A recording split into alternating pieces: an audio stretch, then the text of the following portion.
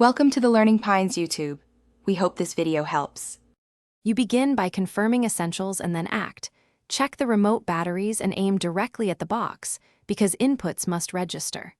Once done, power cycle the box by unplugging it for 10 seconds and plug it back to clear transient faults. Make sure you know the device model and any required PIN. Many boxes require the parental PIN to change safety settings.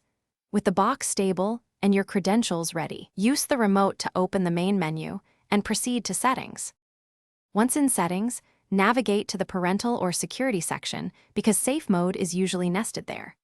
When the box prompts for a PIN, enter yours. If you never set one, try default codes like 0000 or 1234 since many units ship with those.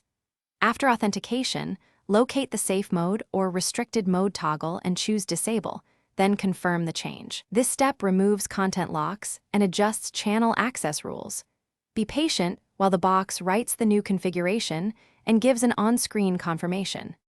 You complete the process by rebooting the box to ensure changes take effect. A fresh boot forces the system to reload configuration files. After reboot, test various channels and any affected apps to confirm safe mode is gone. If restrictions persist, try a factory reset only after noting custom settings because that restores defaults. Alternatively, re-enter parental settings and double-check PIN entries. If nothing works, contact your ISP with the model number and a description.